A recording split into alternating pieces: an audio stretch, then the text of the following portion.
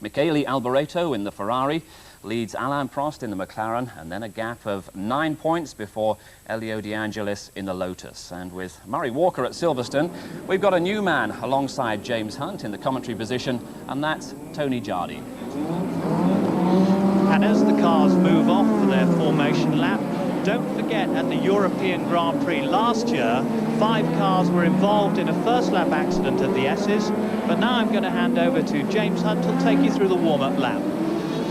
Thank you, Tony. And as you see, it's quite a big, long, wide run down to the start, which allows the cars to bunch, and then they go into quite a tight first corner into the right-hander. They're hard on the brakes, and look out for an incident here, because it really is quite a difficult corner to get 26 cars on top of each other through in one piece. Then we go on to the twistier part of the track. They come out of that left-hander, down a little short straight where they turn left again in third gear.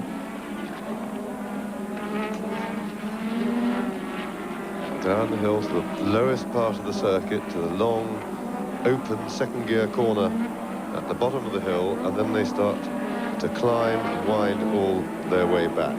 So on the far left-hand side of the circuit map is where they are now, and now they're coming back. They've returned back up the hill.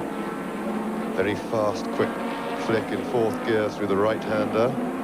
Still climbing hard up the hill. As usual, you see them wandering about around the track, trying to get heat into their tires, because it is a problem here. The weather is quite unusually cold for this time of the year. I've been walking around all day with a sweater on and sometimes having to put an anorak on to keep the cold wind out. And this is a problem with the tires, to get them warmed up quickly.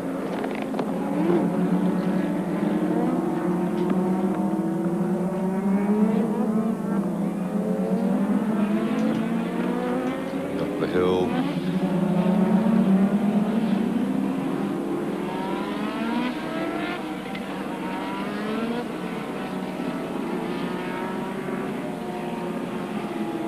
Weaving around, just trying to get those bit of movement into the rubber, try and build up the heat a little bit.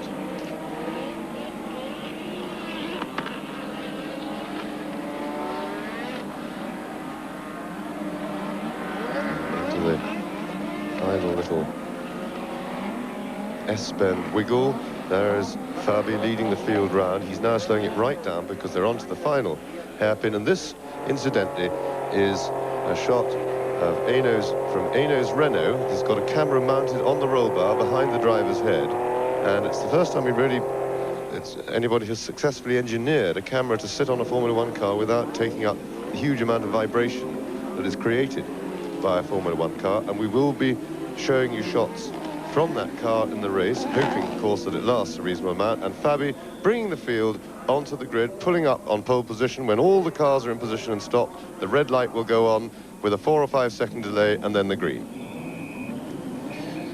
Right, just quickly through the grid now, Theo Fabi in the Toleman in pole position. Alongside him at the front, you can see there Stefan Johansson in the Ferrari.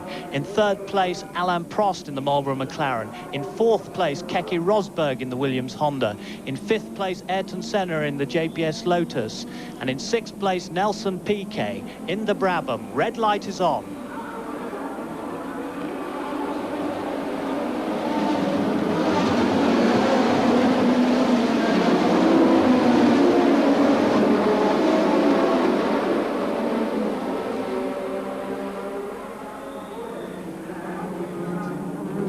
Alboreto was seen locking up there through the S's in the first part of that corner, but they all appear to be safely through at this moment. Yes, that was the puff of blue smoke you saw coming off Alboreto's car, locked his brakes. Theo Fabi, incidentally, was very slow away from pole position, never really got the car moving, but so we'll have to have a look, see where he is, but I would guess he's probably dropped down to 8th or 9th place. Cars reach up to over 180 miles an hour here, just under 190 miles an hour. Most of these cars have 5-speed gearboxes for this particular circuit. Of course, 6-speed gearboxes are allowed, but most of the teams have gone with 5 speeds here. The course is 2.822 miles in length. It utilizes part of the old Nürburgring, which was over 14 miles in length. The leader right now is Ayrton Senna, as they approach the backstretch of this race course. And Keke Rosberg is coming through in the fastest stretch of the circuit through the kink. Keke Rosberg certainly has an acceleration advantage there coming out of that particular corner. We don't know if Ayrton made a slight mistake, but Keke Rosberg certainly blew by the Lotus with no problems whatsoever. Stefan Johansson is falling back. Here we see the replay. Keke Rosberg coming through. Ayrton doesn't even try and block him in any way whatsoever. Getting the power down perfectly with that Williams chassis and the Honda engine. Keke Rosberg was the fastest practicer before the race began here today, and that's always a good indication of how things are going to go in the actual competition. So Keke Rosberg from Finland is leading this race, and one lap has been completed. Meanwhile, into the pit area is one of the Ferraris. I believe that's Stefan Johansson. But very unfortunate. Johansson making a pit stop here, not even completing one full lap. So Keke Rosberg is the leader with Ayrton Senna running in second position, and we will be back with more live coverage of the 1985 German Grand Prix from Nürburgring right after these messages. Die Startnummer 2, Alain Prost. LCBG ist Sechster mit der Nummer...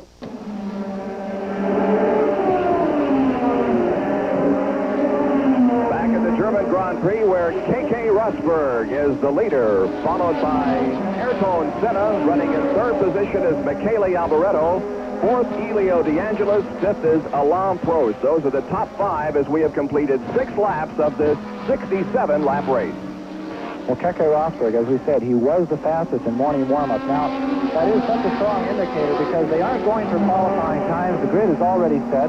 They run full tanks, maybe for the first time in the weekend, and they run on race tires. Now, the Goodyear boys, most of them have chosen C-type tires. That's a very soft tire. The Nürburgring, with its new surface, does not create the greatest amount of grip. Plus, of course, it's very cool here. Only about 62 degrees in these Eifel Mountains of Germany. And therefore, they have to go to a soft compound to try and maintain the grip. Grip is what makes a race car go around the corners and accelerate. Of course, there are 2 major tire suppliers this year in Formula One racing, as there again you can see the leader, Keke Rosberg, closing in on Stefan Johansson, who has already been in the pit area. 2 major tire suppliers this year. One, Goodyear, of course, and Pirelli. Is there any difference in the 2 tire manufacturers as far as what they would use here today? Well, of course, Pirelli has a problem in cold weather, and I think you have seen so far the Pirelli shod tires going backwards in this race.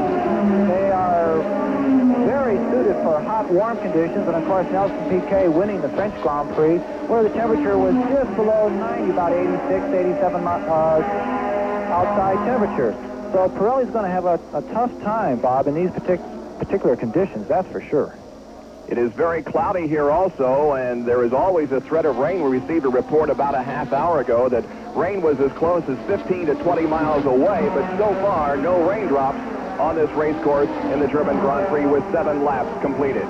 Now you see Keke Rosberg has pulled out quite a lead. This is the battle for third place between Michele Alboreto, Elio De Angelis, and Alain Prost.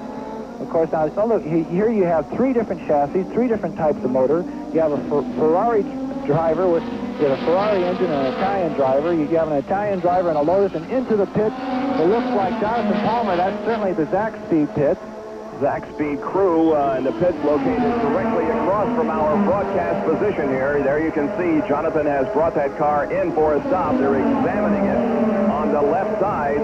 It looks like it could be a serious problem for the practicing physician, who is also a race driver, Jonathan Palmer. It's an interesting thing about Jonathan. Somehow, every time throughout a race weekend, he's asked to practice a little medicine. Someone gets their finger a bit squashed in the wrong place, or a burn, or here or there. But back to this interesting battle here for third place. Elio De Angelis, of course, these 3 people right here, they are the leaders of the current World Championship. I mean, you're looking at Elio is in third place, Prost is in second, and Alboreto is in first place. So these 3 people, they'll let Keke Rosberg go ahead and run for it. In fact, Keke scoring points here, well, that would certainly put him into a better position.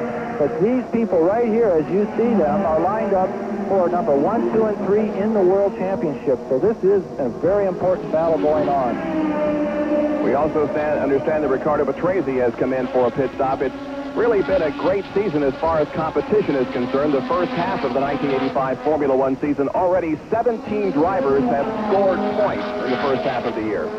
And of course, we've had 6 winners in 8 events. So there was a great deal of controversy once when the Renault-powered cars became proved the point that turbocharging is the only way to go in Formula One if the competition would ever get back to what it was. And here we see some very close running, coming down that long straight into some very heavy braking area. But now that the turbocharged cars have been developed over several years, the running is just as close as it has ever been. And here we see stopping on the track. I think it's Manfred Winkelhock. It's one of the Ram Skoal Bandit cars powered by the Hart engine. It has almost come to a stop. Now the driver pulling off of the racetrack into a safe area on the grass. And that is a great disappointment for John McDonald and his sponsors, the Skoal Bandit people. They've been looking for some well-deserved points and success, but they keep going on as if they were just fighting for the lead of the championship. Very interesting. You can see Michele Alboreto looking into his mirrors there. These people, as I say, are running for the lead of the championship.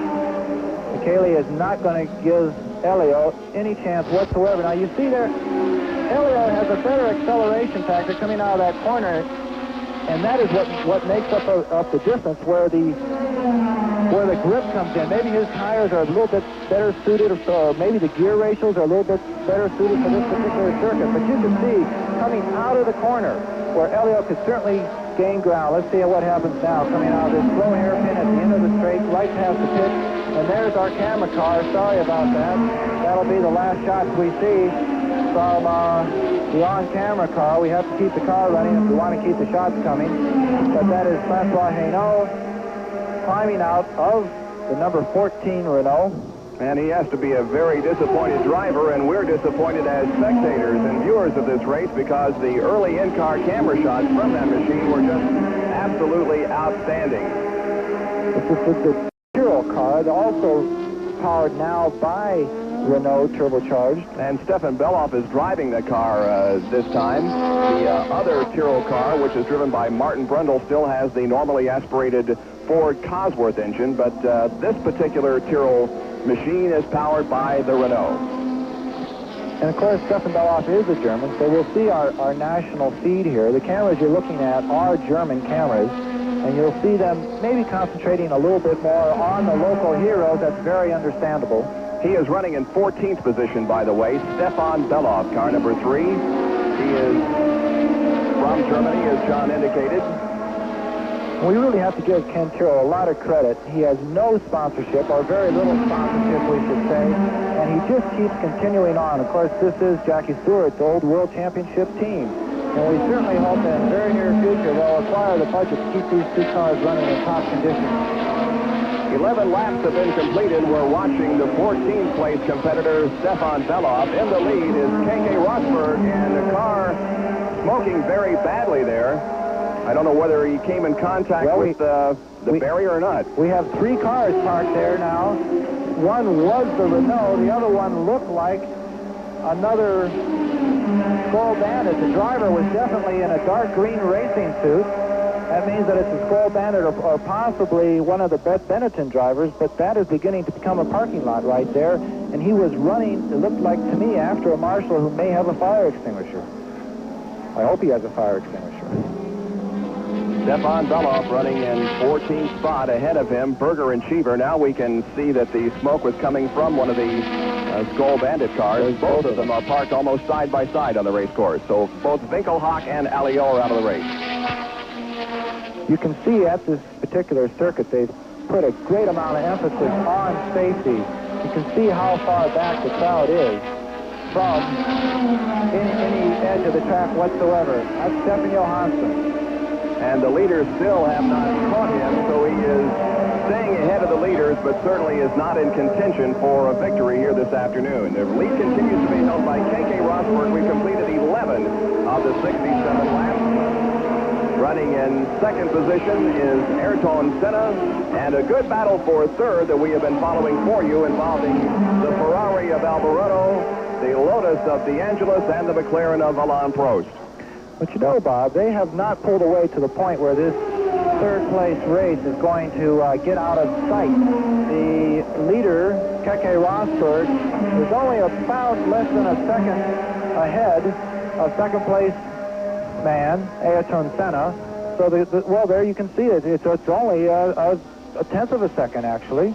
So Keke Rosberg has his mirrors full of Ayrton Senna. Now, Ayrton Senna has led more Grand Prix laps than anyone this year, and he only has one finish and 9 points. So maybe the Lotus strategy has been, Ayrton, we know that you have a big heart, but let's play the waiting game a little bit in this particular race.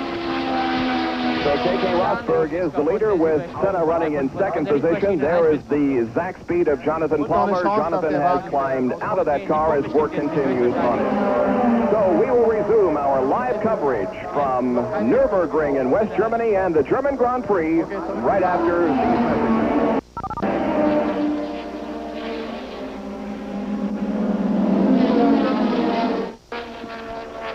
Bob Jenkins and John Bisognano back at Nürburgring in West Germany, where 13 laps have been completed in this German Grand Prix. The leader right now is Keke Rosberg. He jumps into the lead before the end of lap number 1 and has held it.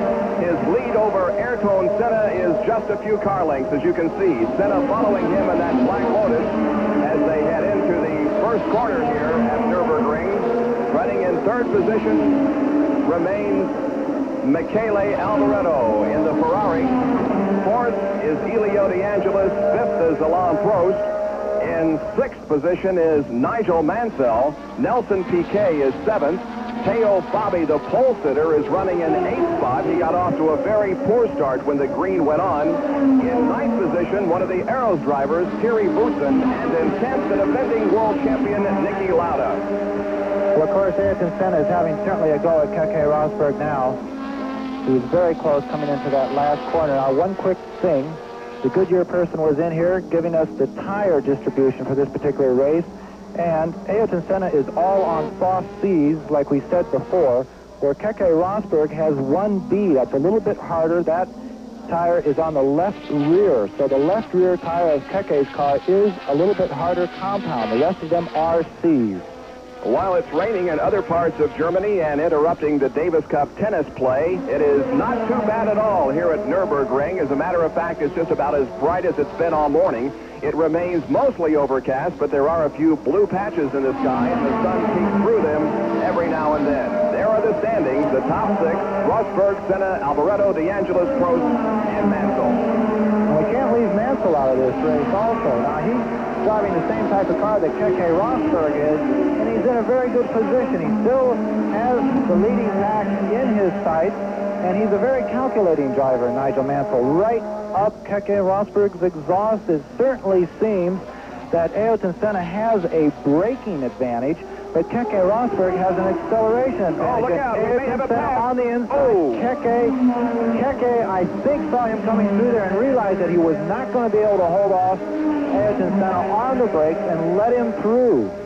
So a change of leader here. Ayrton Senna has gone into the lead. Here's a replay of the pass. Senna ducking low to the inside of the corner and moving to the inside and passing Keke Rosberg. And you can see Keke let him by there, for sure. Keke has been known to be a very good door slammer in other times, but only when he thinks that he has an advantage on the other parts of the circuit.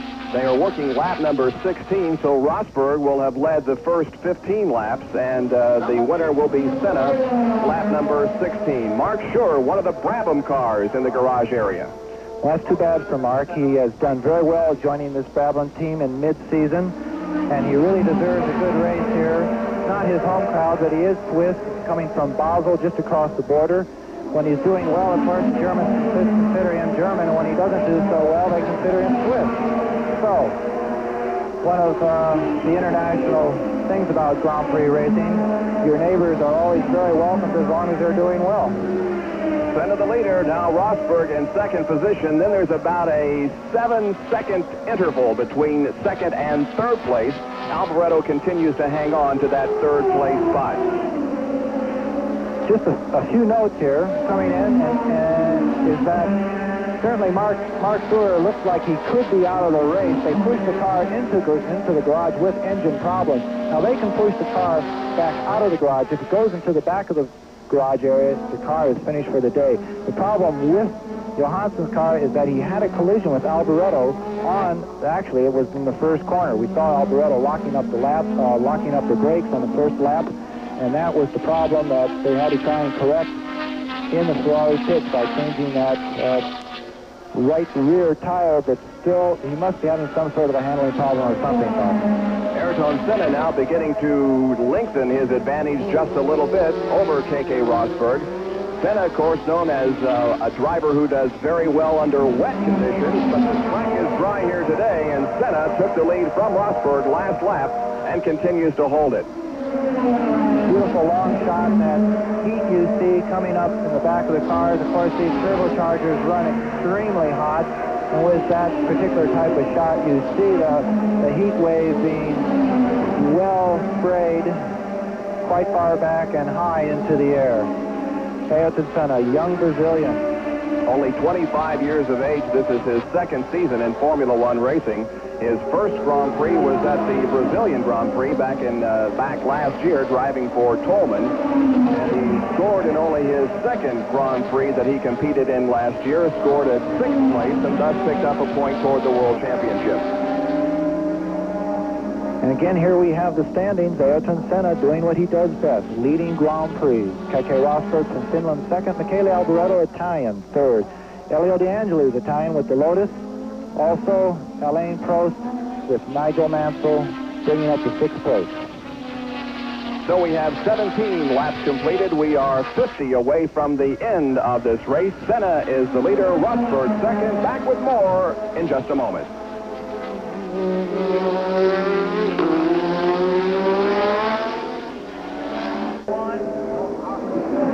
Back at the Nürburgring in West Germany for the German Grand Prix, the leader, Ayrton Senna. There is the interval between first and second. Behind Senna, who's driving the Lotus, the Williams Honda Keke Rosberg, who led the first 15 laps of this race. For those of you interested in Davis Cup tennis, it's raining in Hamburg, not too far from here, but at the Nürburgring, we have no rain at the present time, and the German Grand Prix well underway. In fact, Bob, this is about the best weather we've had all weekend. You're very lucky that you brought your warm winter anorak to this particular event. We've both been trying to keep our feet warm in the hotel room. The hotel turns off the heat all summer long over here, but we can't tell their summer from their winter this weekend. Well, it has been extremely cool over here, and I guess really the nicest day of all was Friday when it was mostly sunny, although cool. Yesterday was a literally miserable day over here as it rained part of the afternoon, and it was very cool. Now today, overcast skies, cool temperatures, but so far, no rain. Unfortunately, that has cut down on the crowd a little bit here. They were expecting near on 100,000 people. Most Grand Prix do hit the 100,000 mark, but they figure around 60,000 in attendance today. So that's not a very good sign for the organizers here in Germany. Now there's that beautiful long shot. Those are the first 5 cars. Number 1, Ayrton Senna, Keke Rosberg. Coming into view in the beautiful red Ferrari is Michele Alboreto. Closely behind him, Elio De Angelis. 2 Italian drivers. These 2 drivers have been battling with one another since the go-kart days, going back some 10 and 12 years ago. They actually started in go-kart near on the same time as very young men back in Italy. Right behind them is Alain Prost. And Alain Prost is a very calculating driver, and into the tire wall is number 15, that's Patrick Tambay. In one of the Renaults. So Patrick's car stalled after coming into contact with one of the tire barriers. And unfortunately, that's 2 times Patrick has gone into the tires in the last 2 races. He had trouble in Silverstone and now here in Germany. Unfortunately, the Renault team has had terrible results so far this year. Their engines have been doing quite well in several different chassis, especially Lotus. but unfortunately their particular chassis has been slowing down relative to competition so far in the first half of this season. Watching third and fourth place here, Michele Alboreto and the red Ferrari, and Elio De Angelis There is in the number 11, and some smoke seen from the Ferrari. Yes, certainly. It looked like oil smoke to me. It was clear going down the straight, but as soon as he went around that right-hand corner, there was definitely some smoke. We'll continue to watch for that, and could mean a problem later on.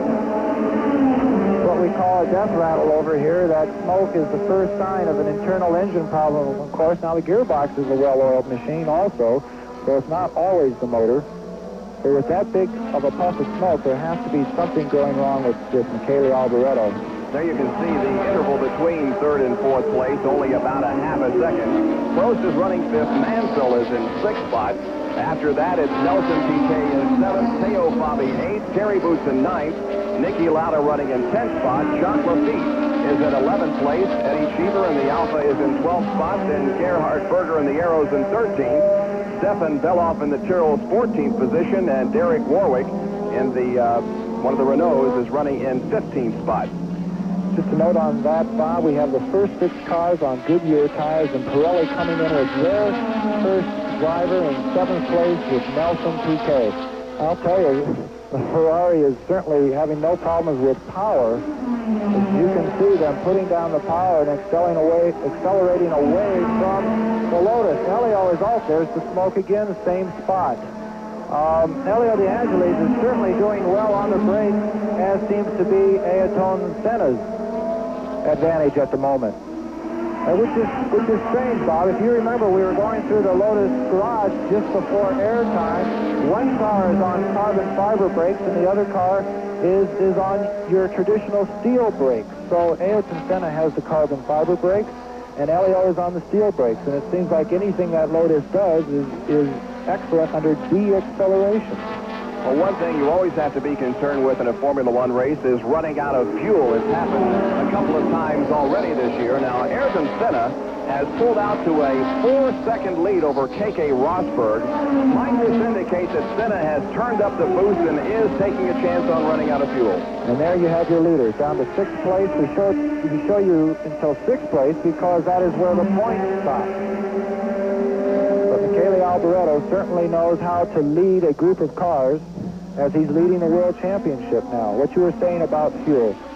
In Silverstone, Ayrton Senna went for the lead. He must have led 85% of that race, but unfortunately, he ran out of fuel about 6 or 7 laps from the end. So, you know, if you turn up the boost to where you have a 500 or 600 horsepower,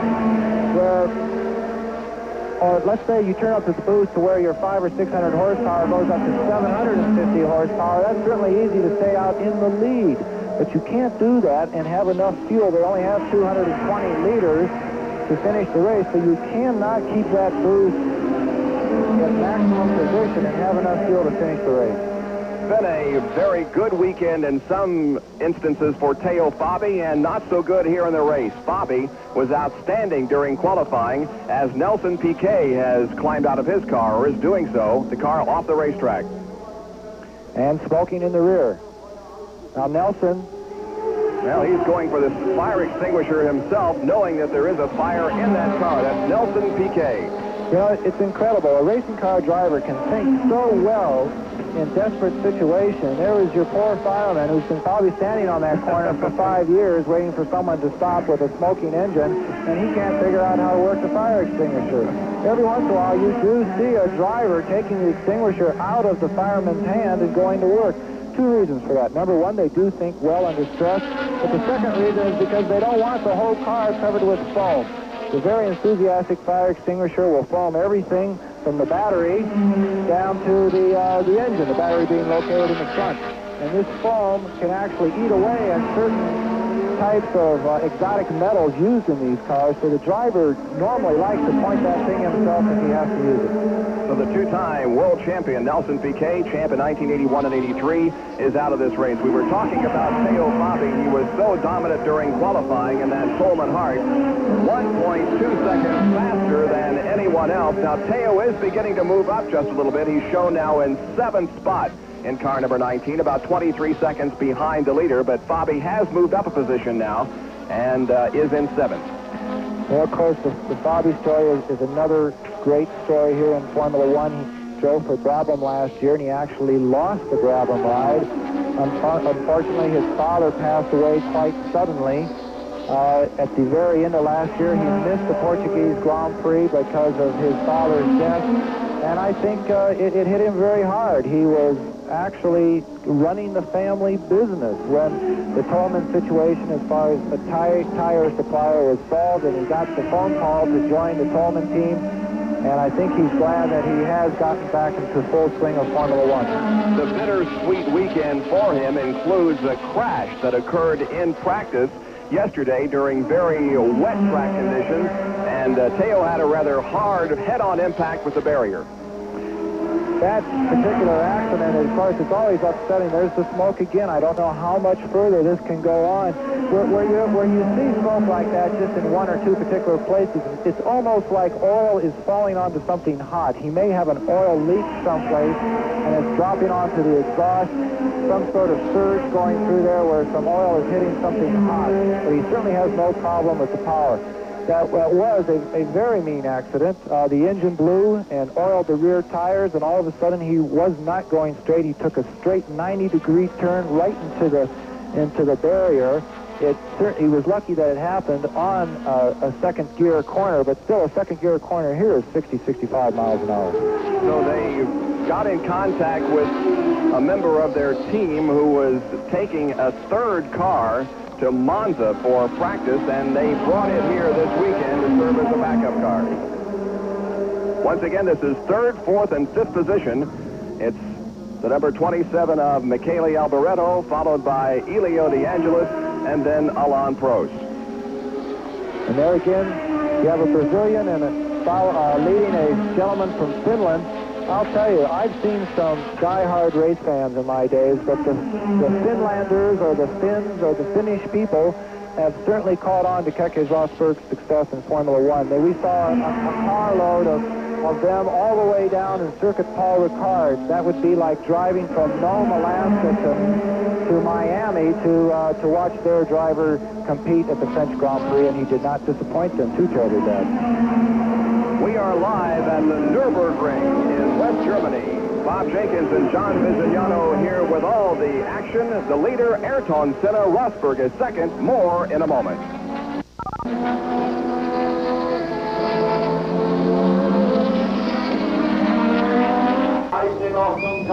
The major story developing here, Ayrton Senna has pulled into the pits. The car just slowed down dramatically on the course, and Ayrton is in for a pit stop. Well, this is heartbreaking for sure. The gentleman has led 200 laps so far this season, and this looks like there goes the body cover. That is the longest piece of body work in Formula One they're lifting up there. That whole thing only weighs 8 pounds, though, but it's 200 laps he has led, and he's only finished one race.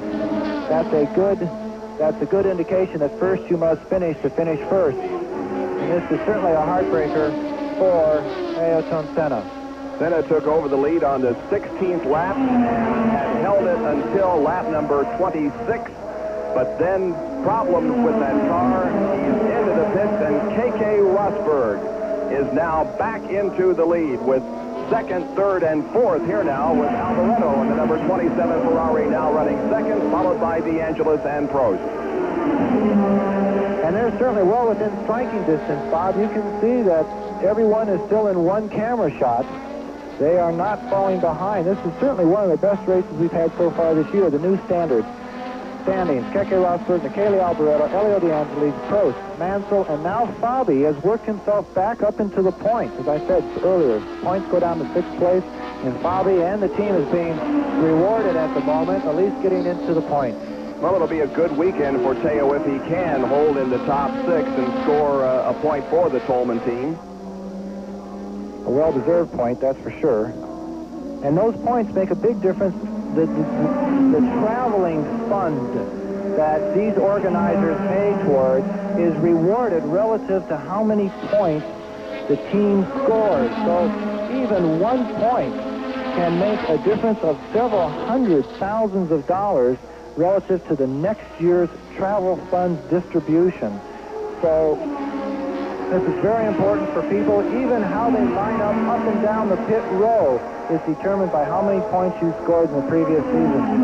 Bob, I'm worried about that smoke. I cannot see how that can continue on. Obviously, it is some sort of a surge problem where there is an oil leak getting onto something hot. He certainly has still plenty of power, but if that continues, they're going to use up enough oil to where the engine becomes a little bit tight. We really don't notice the problem except for up in Romer Curve, which is the final one before the straightaway. At that point, it's very obvious that smoke is coming from that car, but here on the other sections of the racetrack, there's a little bit as he brakes going into one of the other corners, but it is going to be interesting to see if that car can hold together. Elio De Angelis right on his back wing now, looking for that second spot. And our people here tell us that Fabi is actually dropping back at the moment, so let's look and see what, yes, we just gave you Fabi in 6th place, and he is back in 9th. He has been passed by Nicky Lauda, Thierry Boutsen, and Jacques Lafitte. So Fabi back now in 9th position as that Coleman car is apparently having some kind of a problem. And Cheever also in the pits, the only American driver, making a quick pit stop in his Benetton Alfa Romeo in and out of the pit that we could not see exactly what was being done. It may have been only a tire change. But I'll tell you, Bob, the smoke is getting heavier now every time. Now, Elio De Angelis is very aware of that. Coming up on some back markers, that's Martin Brundle, the only Ford-powered Cosworth car. He's dealing with several hundred horsepower less than the turbocharged cars. And Elio also makes it around Martin. Man, here comes Prost to the inside and also passes Martin Brundle in that Tyrrell car, a normally aspirated Ford Cosworth engine. They hope to have both cars under turbo power within the next couple races. And that will be a sad end to a proud history, legacy that Ford has given Formula One racing. But, you know, they are developing the new turbocharged Ford for the Beatrice team. It will be out racing next year. The Beatrice team will be using the Hart Ford for the first 5 races this year, or the last 5 races, I should say, their first 5 races.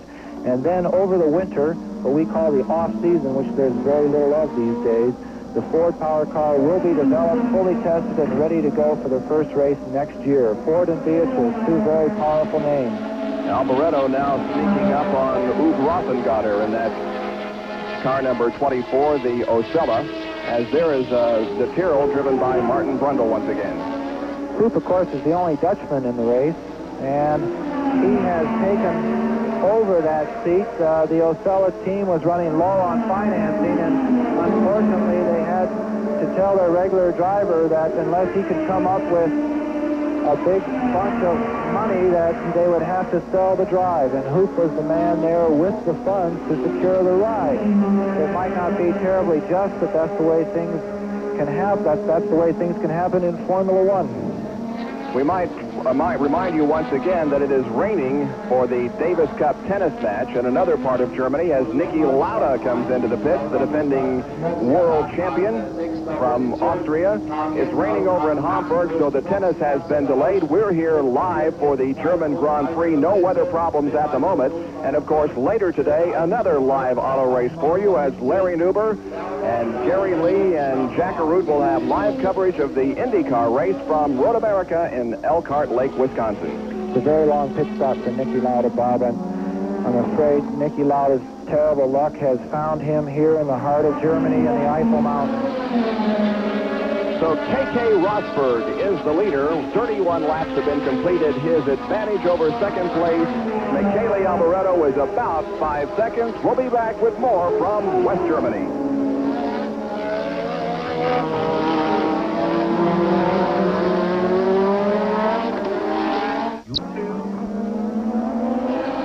The drive for the 1985 World Championship right now shows Michele Alboreto in the points lead with 37, just 2 ahead of Alain Prost, who has 35 points. Third in the standings with half the season over, Elio De Angelis with 26. Fourth is K.K. Rosberg with 18. Fifth in the point standings is Stefan Johansson with 16, and sixth is Nelson Piquet with 13 points. And as we said earlier, 17 drivers have already scored this year a championship point. The most recent driver to do so was Mark Schur at the British Grand Prix. And Mark will not be scoring any points in this particular event, having a very long pit stop early on. There's a beautiful view. The crowd looks quite good, Bob, and maybe maybe it was a late arriving crowd. Arriving crowd. We tried our super secret route to the track today, which worked out fine, I might add. And we thought that they were holding the race on another date. We were so successful to sneak our way in here today. Word from the Tolman pit is that Teo Fabi has dropped out of competition. Pole sitter is out of the German Grand Prix. So we have Senna out with engine, Nelson Piquet out with turbo, Warwick is also out with injection problem, and Fabi out with suspension. The lead, K.K. Rosberg, about 4.5 seconds ahead of Michele Alboreto, then Elio De Angelis, Alain Prost, Nigel Mansell. Sixth is Thierry Boutsen, a good run for him in the Arrows car. Jacques Lafitte in the Vigier is seventh, and Gerhard Berger is in eighth spot, and Stefan Johansson has showed up in the top 10 for the first time in a while. Stefan Beloff is in 10th spot, but Johansson has moved back up to ninth in the Ferrari. And Bob, that smoke is not only getting larger, but it's going a little bit further down the straightaway. Every time he accelerates out of that corner, the smoke is a greater quantity, and it runs down the straightaway just a little bit more. Now, Elio De Angelis, he sees that. In fact, I'm sure he sees it a little bit too closely sometimes. The front of his car must be covered with considerable amount of oil at this particular point. And he knows, in his mind, at least he's calculating, and there we have Hoop Rottengatter coming into the pits very slowly in the Osella. But anyway, Elio is certainly not going to make a big move on Michele, knowing that he may have a terminal problem, but he cannot let the leader, Keke Rosberg, get out of his grasp also. Keke Rosberg just going out of steam there, followed by Alboreto, De Angelis, and of course Prost. We can never leave Prost out of a winning situation when he's this close to the man in number one position.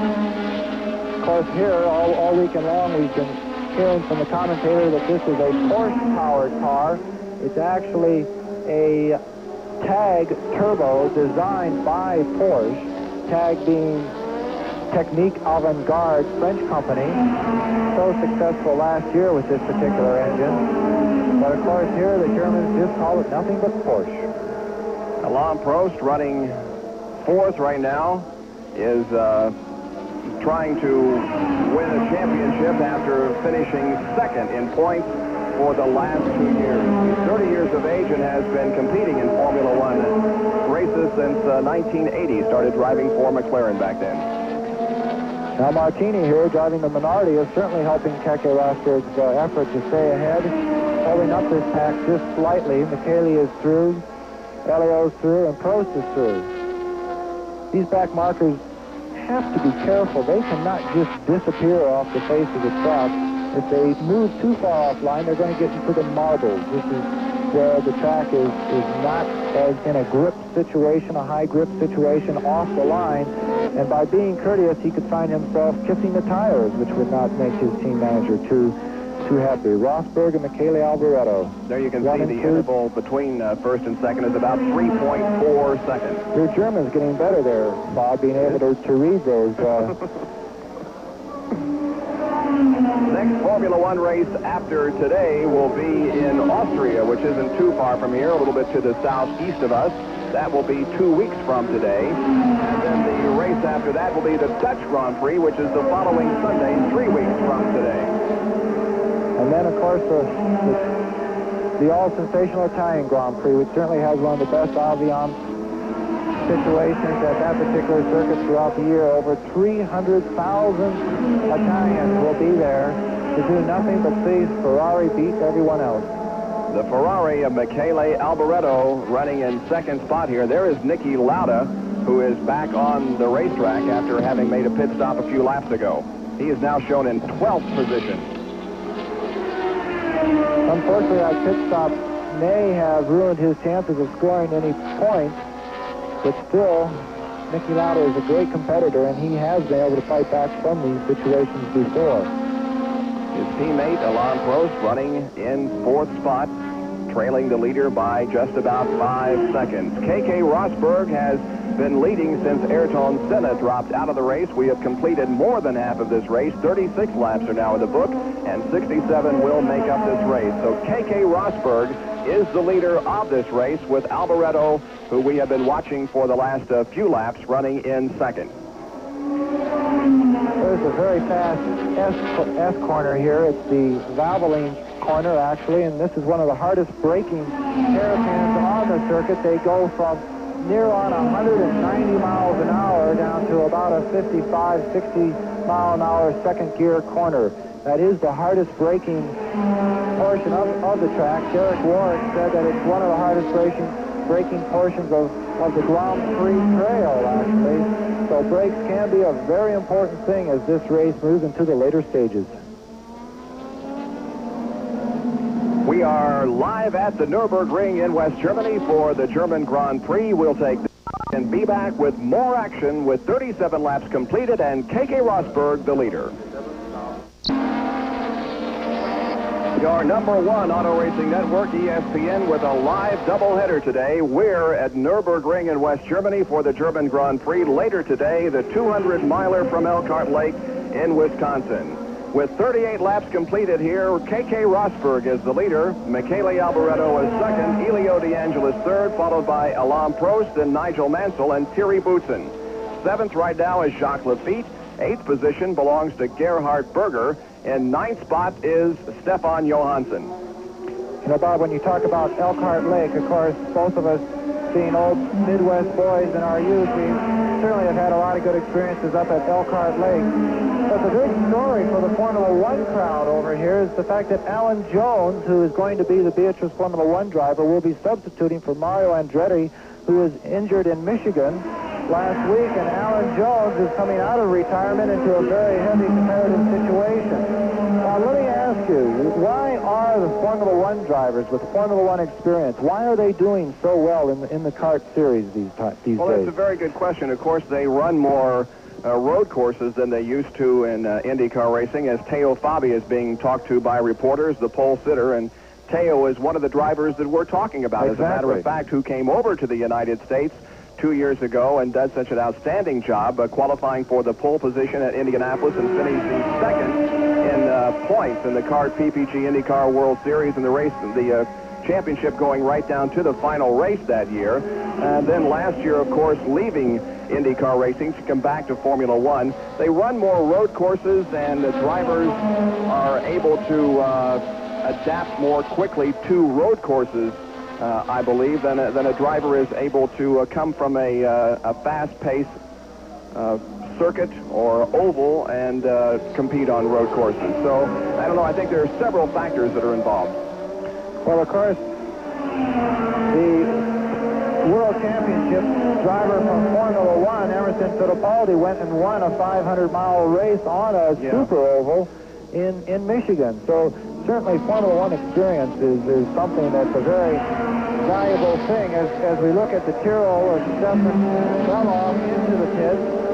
He was just in front of the leading group and looked like only a tire change to me. We'll check and see what tire Stefan Beloff started this particular race on and see if anyone else could be in trouble tire-wise. He started again with 3 C's and 1 B, the same setup that Keke Rosberg has. So that's interesting that the only other car with the same setup as Rosberg has a little bit of trouble on his tire situation, changing them quite quickly. And there is Elio De Angelis, and we did miss him as we noticed that there was no car between Alboreto and Prost. There is Elio De Angelis, the Italian who has dropped out of this race in the Lotus. So now both Lotuses are gone. And Elio, looking back over his shoulder, saying, if it's going to burn, let it go at this point, getting out over the guardrail. And he, too, is directing the fire extinguishing operations on that car. Now, they've got to be careful here. They cannot cover that car. This is exactly what happens when you let firefighters loose on a Formula One car.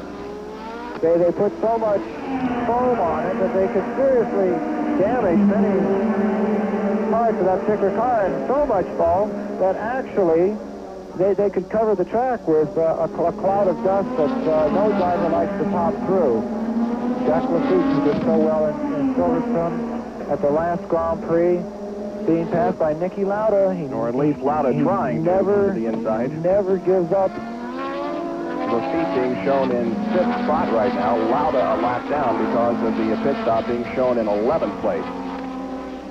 Well, that's not going to bother Niki Lauda. He'll race just as hard in 11th as he would in 2nd or 1st place.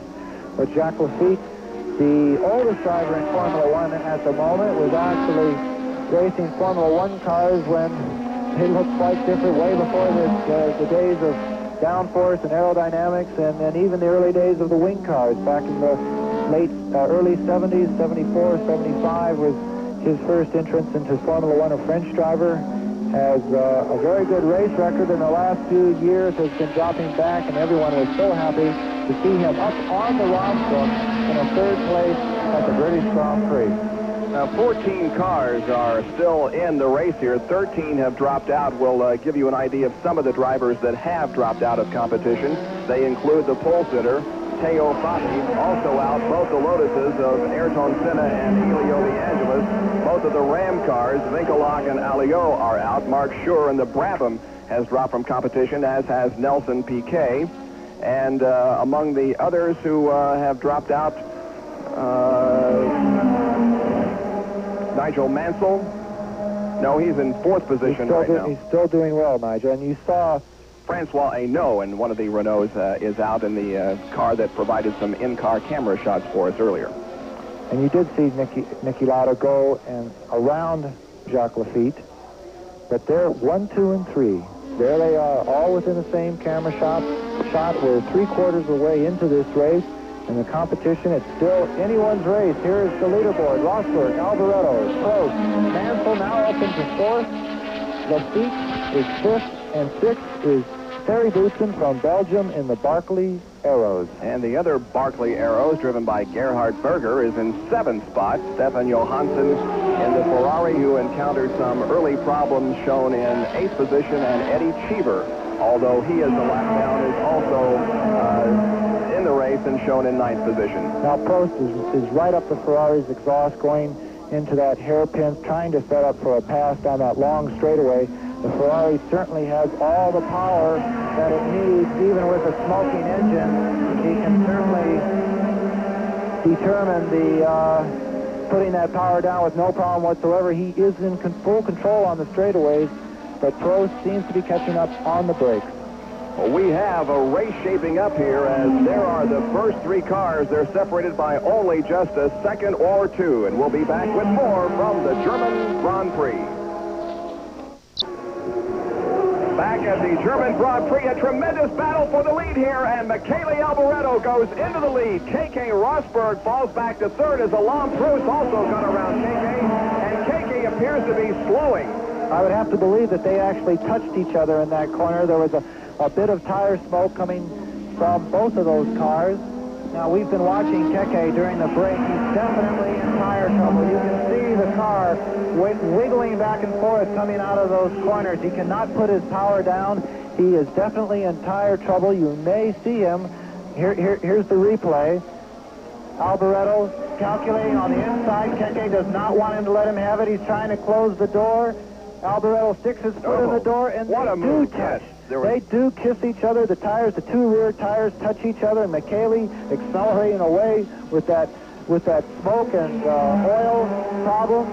It doesn't seem to be too big of a problem. No, it really doesn't. He has not slowed 1 iota, as a matter of fact, but now Alboreto in the lead, Prost running 2nd, and Rosberg is in 3rd spot. A tremendous job of driving there by Alboreto. Now, there was a perfect example of how Keke Rosberg let Ayrton Senna through, and how he will fight for every last inch when he feels really threatened by someone who's going to get by and stay in the lead.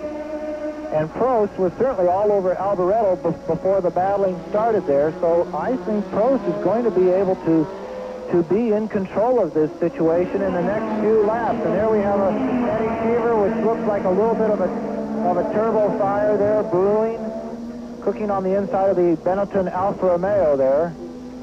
Yes, definitely something gone adrift in the right today turbo of that Alfa Romeo powered car. Eddie not having the best season, but certainly better than last year. The only American driver, of course, in this entire championship. Well, Eddie's best finish has been a 9th this year in the Grand Prix at Detroit, and he also has a 10th place finish in the French Grand Prix. Now Michele Alboreto putting about 5 or 6 or even 7 car lengths between himself and Alain Prost, and by the same token, Prost beginning to pull away from the 3rd place of K.K. Rosberg. Alboreto, our 3rd leader of the afternoon. Rosberg led the first few laps. Then Ayrton Senna took over the lead. He dropped out of competition. Rosberg retook the lead. And as you saw just a few minutes ago, Michele Alboreto with a neat move in a corner, passing and going into first place. Well, we'll have to see what Frank Williams of Williams Racing decides to do with Keke's tire situation. And there you see the Alfa Benetton pulling off there with Eddie Cheever as the pilot.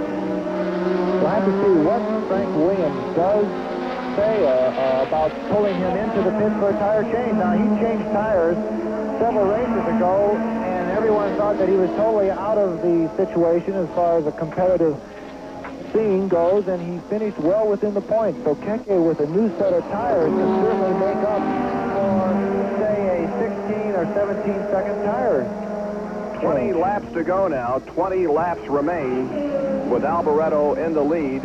And moving up into 7th position is Stefan Johansson. So he is within 1 position of moving into points-paying situation here today. Well, that's the situation I'm talking about. A driver can, if he does have the right setup, come out of the pits and still do extremely well. We remember, Stefan Johansson actually just in front of the leaders at one point, and he pulled away from those leaders and now is in 7th place. Just behind Terry Boussin in the Barclay Arrows. And we also have been noting on the race course that Jacques Lafitte is catching Nigel Mansell for 4th place. We'll keep an eye on that situation while we watch Michele Alboreto in the Ferrari leading this race with smoke still evident from the rear end of that car at times, but certainly not slowing Michele down in his pursuit toward the checkered flag.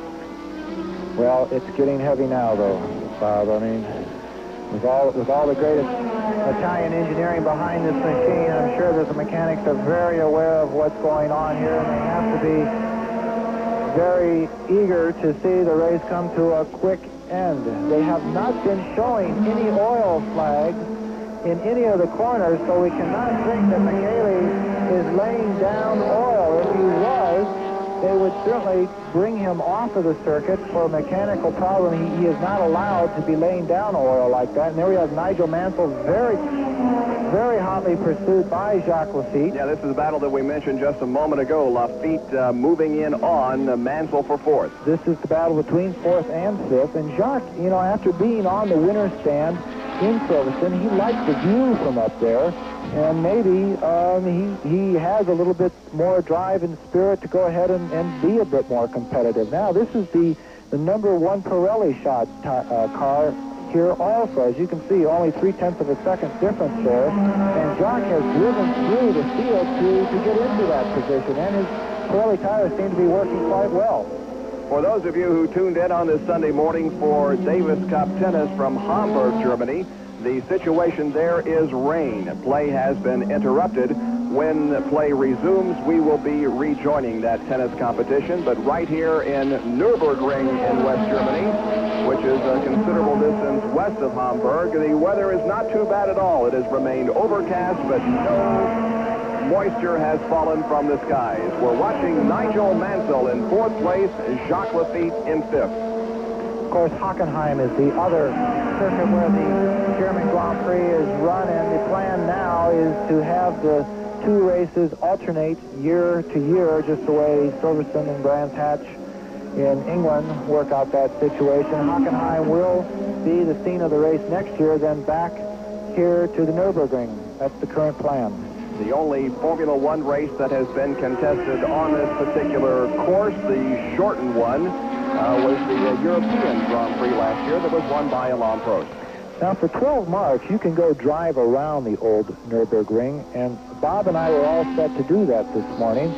And we got to the gate, and we were explained very thoroughly by the German guards there that the only day that the Nürburgring is closed to the public is the day of the German Grand Prix. They do not want the 60,000 people leaving this particular event, going next door to the old track and proving how well they can do it. But Jacques Lafitte is certainly doing it well here. It looks like it's on the brakes where Jacques makes up the time. You can see Mansell pulls away quite easily. He's dominating the straights. Look at the handling of those two cars going through that S's. The G-forces on these drivers through such an element upon the circuit has to be tremendous. The Williams Honda of Nigel Mansell and Jacques Lafitte, who of course is running the Ligier Renault engine. And now you see these people are actually catching Keke Rosberg. You saw Lauda was going by Rosberg, or trying to go right by Rosberg. Now, Lauda, of course, is not on the same lap as Keke is, but these two drivers, the battle for... Bob Jenkins and John Bisognano at Nürburgring in West Germany for the German Grand Prix. The Davis Cup tennis, we should say, has been interrupted by rain once again, not too far from here. The track remains dry, though, and there are the first 6 positions. Alboreto, Prost, Mansell, Lafitte, Rosberg, and Boutsen. Now, a couple of interesting developments have occurred in the last few laps.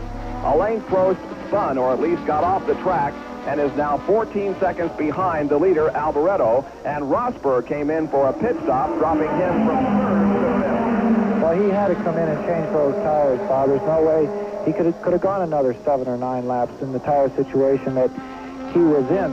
Too bad he did not come in a little bit earlier. And there you see the spin, the replay. This is the first time we've actually seen it. It was under braking that Prost did that, and he's having trouble getting the car straight. Every once in a while, just running around in a circle. Every once in a while, you see a race car going the wrong way on a circuit, but it's not the best situation to be in. And strange enough, that is exactly where Niki Lauda spun last year under pretty much the same conditions. It's the straightaway between what they call Hotzenbogen and Vidal Chicane, the area in the racetrack that Alain Prost spun and now finds himself about 14.5 seconds behind Michele Alboreto. So moving now up into 3rd spot, since Rosberg has come in for the stop, is Jacques Lafitte, and Jacques finds himself in the possibility of finishing in the points for the 2nd straight race. He was 3rd at Silverstone a couple of weeks ago. Nigel Mansell has moved up to 4th, Rosberg back to 5th, Boutsen is 6th. Johansson just out of points in 7th position right now, followed by Berger, Lauda, Beloff, Martini, and Brundle. Well, now the McLaren you do see behind Alboreto at this point is Niki Lauda. It is not the McLaren you've seen there throughout most of this particular event. It's the Prost McLaren. And these two can blow smoke at each other all day long, it seems. It's a battle who can throw more oil on the other one. But Niki Lauda, here he is in 9th place, and certainly wanted to unlap himself. He's 1 lap down. He's not a driver who is used to being 1 lap down at the finish point, and you'll see him battling to unlap himself just as hard as he would battle for any other position on the course. Now, I don't know why Alboreto would want to run too hard with only a few laps to go. He must be aware of some type of motor problem. I'm sure he's getting signals from his pit on that. He can certainly see it in his rear view mirrors. So possibly Alboreto, with 6 laps to go, may start to cruise and let Lauda by, but it doesn't seem to be in Alboreto's mind to do that. He is coming up on his teammate, Stefan Johansson, who I would really like to see get at least 1 point yet this afternoon. Well, he's separated by about 18 seconds or 19 seconds, separated from Thierry Boutsen, who is running in 6th spot, so it's not going to be an easy chore for Johansson to get up into a point-paying position. Again, to me, it was very ironic that Prost spun in the exact same spot that Lauda spun at this race course last year, virtually under the same conditions, passing a back marker and trying to get around when he should have possibly waited for the straightaway. Niki Lauda going through there. And now Alboreto does let him around. He does let him around. It's much better to let Niki around than have to battle with him during the last 5 laps of a Grand Prix. So now Lauda moves on to the lead lap in 8th position, and he is, of course, the final car on the lead lap. Berger, Beloff, Martini, and Brundle are at least 1 lap down. This is, of course, the racetrack, not this particular racetrack, as Keke Rosberg comes in for another stop. It is Keke coming in. Nigel Mansell in an identical car is also on the track, but that was Keke. You can see him coming down the pit lane, and he's coming very slowly at the same time. He doesn't even look to be under power in this situation. I don't know if he could be possibly out of gas. Yeah, he is moving down pit road toward his area, but it is a very slow movement. This is the stage where, if you're going to have fuel problems, they'll start showing up now. I don't believe anyone has dropped out because of lack of fuel to this particular point, but everyone is very worried about that in the last 4 or 5 laps. You see Niki Lauda there just ahead of our leader, Michele Alboreto, and this is the place, not the particular racetrack, but the course on which Niki Lauda had his terrific accident back in 1976 on the 14-mile Nürburgring, which has been shortened and rejuvenated into this 2.822-mile racetrack. And, of course, that accident did determine the closing of the Nürburgring for Formula One cars. Of course, they still race very high-powered sports cars and saloon-type cars there, but there has not been a Formula One car race since Niki's accident. Just a few laps to go now. 61 laps have been completed. Michele Alboreto on his way to a victory in this race, should everything go well for him, and the smoke continues to be evident from the rear of that race car, as it is from Niki Lauda's, but neither driver slowing down very much. Well, I think we must have a new term in Formula One this weekend. Where there's smoke, there's not always fire, because these two drivers seem to be having plenty of power. Michele has had this smoking problem from the very early stages. So the German Grand Prix is wrapping up here, and we'll be back to see if Michele Alboreto can go the distance and bring home the win right after this.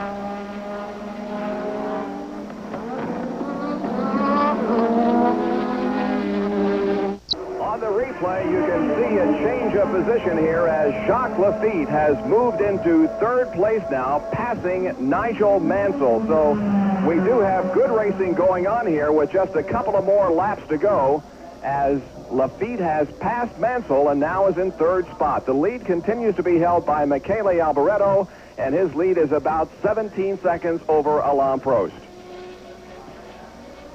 And Prost is not going to add 9 points to his particular championship total in this race unless the smoke does mean fire on these last 4 laps for Michele Alboreto. But he has to be cruising now.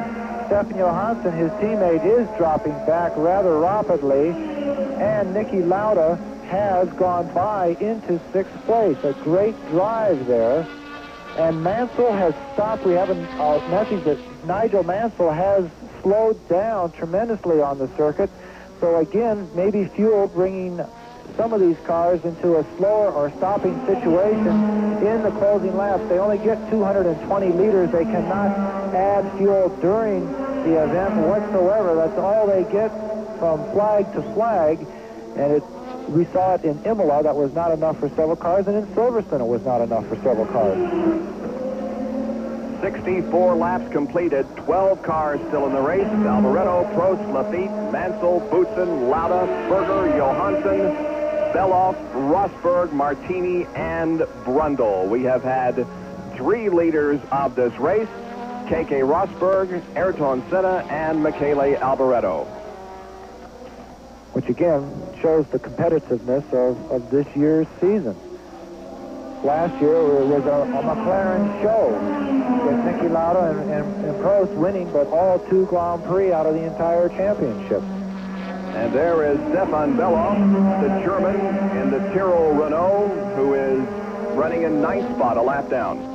It would be nice for that car to finish in the top 10. Ken Tyrrell working very hard to develop a turbocharged engine in the middle of the season is not the easiest thing to do. A nice view of the new Nürburgring through the very fast S's with a little bit of pollution coming out of Niki Lauda's turbocharging system in between the shifts. Beautiful country here in the western portion of West Germany in the Eifel Mountains. It's been a cool and cloudy afternoon, but no rain, and it looks like we're going to be able to complete the race under dry conditions, as now only one lap remains for Michele Alboreto. This is when things get very tense. Several cars are going by here popping now. There was definite fuel starvation, at least in the straightaways. You may see them wiggling the cars back and forth, trying to get the last drops of fuel into the fuel pumps and back into the motor. For Michele Alboreto, this is certainly one of his toughest laps, the last lap, even under slowing conditions. It's one where he listens for any troubles developing whatsoever. John, 2 weeks from today we'll be at the Austrian Grand Prix. What kind of a course is that? What can we expect? The fastest course in Formula One with an average speed of over 160 miles an hour. Beautiful Austrian countryside, much like what you see around here, with the mountains a little bit higher in the background. It's one of my most enjoyable Grand Prix, Bob, and it's going to be nice to be there with you. And we will be there 2 weeks from today, the Austrian Grand Prix. Right now, on his final lap, is Michele Alboreto from Italy in the Ferrari. He is 28 years old, was fourth in the World Championship points last year. He has 4 wins to his credit in Grand Prix racing and just a few feet away from his 5th victory. Michele Alboreto takes the checkered flag, and Alboreto wins the German Grand Prix. Fantastic drive, fantastic finish. The team extremely happy there. It's the Olivetti boys. He's not going to make a cool-off lap. I don't see why not. I think that car could drive all the way back to Italy with that smoke problem. But one of the reasons they don't do that is they're afraid of being underweight at the end of the race. This is a situation that is developed after Prost was disqualified in Imola. So you see many of these drivers will be parking immediately after crossing the line. So the German Grand Prix is history. The winner, Michele Alboreto, finishing about 11 seconds back in second place, was Alain Prost. We'll return to Nürburgring in a moment.